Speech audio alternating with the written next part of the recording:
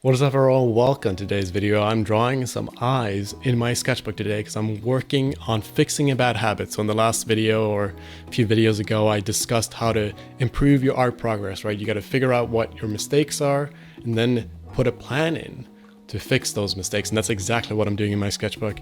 I am drawing a bunch of eyes because I keep drawing my eyes wonky. One eye will be higher up and one eye will be lower. And it's so frustrating because I'll draw a face and then I'll take the image and I'll flip it to find the mistake. And guess what? One eye is almost always off.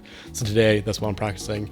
To make sure that I'm focused on the eyes, I'm just drawing the eyes, right? So I'm starting out with a pencil sketch of the base shape of the head, right? So setting up the angle of the head first, and then I'm switching to pen and drawing in just the eyes. And this is a great way to practice placement because it's important that it's about placement, right? Like if I just drew eyes floating in mid-space, then it would be hard to tell if the eyes are off. But starting with the head and pencil gives me like that base layer to make sure the placement is right. And then drawing the eyes in pen forces me to get the eyes right in one try. So I can't erase away mistakes. I have to face the bad habit over and over again. And this forces me to focus way more than if I just drew in pencil, right? So finding methods where you're forced to focus as much as possible is the best way to improve quickly. And maybe pen is too much for you. Maybe it's too frustrating to start out with pen. Don't start there, but always find ways to challenge yourself because that's the greatest way to make great, like progress is all about focus. So the more methods you have in place to force yourself to focus, the quicker you'll make progress. And that's just how it is. It's just how the brain is set up. If you think about the moments that really stay with you, the memories you have, it's probably because your brain was focused on the present moment and you weren't distracted. If you go day after day just distracted, your days kind of become like this mellow sludge. But if you have days where you're really focused on certain things, you remember those things. And that's just the way the brain is set up. So make sure to utilize that when you're practicing your skills. And this is especially important if you're trying to fix a bad habit, because you can't reinforce a bad habit, because that's, if you do it in a distracted way, what will happen is you'll keep doing the bad habit instead of fixing it, and then you'll just reinforce it because your brain learns whatever you put into it.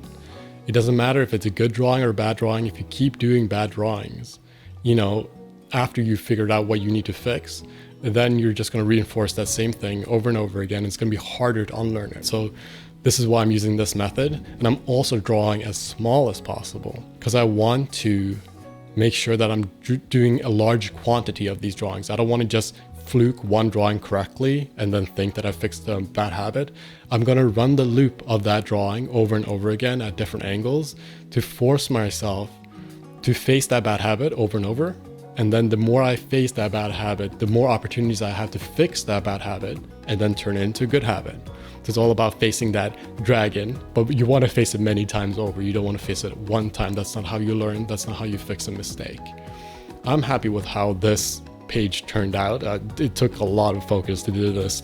I drew so slowly to get this right, and there are some that are still a bit off that I still need a little bit more work, but this is closer to what I wanted.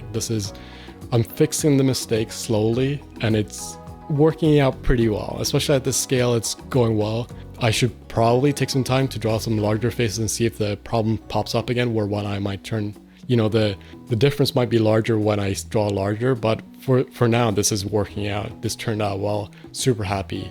And the thing is that I feel really good about taking the time to do something that is challenging for me, right? This is very rewarding because I know that I'm doing the thing that I don't want to do. Like, there's a certain reward to that, right? The more you do things that are challenging, the more self-respect, the more courage you build up. And that's how I felt doing these drawings. And I think that's all I have to say about this drawing. I like doing these sketchbook drawings. I'm going to keep doing these because it forces me to talk about things that I'm struggling with, because this is not easy. I've definitely had way more of this because right after I finished this sketchbook drawing, I wrote a whole list of more things that I need to work on, and you guys are going to see tons more of these types of videos. I hope you guys like these. I don't know if this is really like that interesting. This is kind of selfish for me because it helps me, it forces me to face my mistakes, and it puts an incentive structure around a growth mindset, right? Like we want to be in the habit of facing mistakes and fixing them, because that's the only way we can get to a higher place, a better place with our work, right? That's the whole point of this. Going to be doing these weekly. Hope you like this video. Let me know if you guys want more of these. If these are like annoying, let me know. Hopefully they're not, because I want to keep doing them. If you're interested in learning how to draw, I have a bunch of drawing tutorials on this site. And make sure to sign up for the mailing list if you're interested in staying in touch, and feel free to subscribe if you like this video. See you guys in the next one. Bye.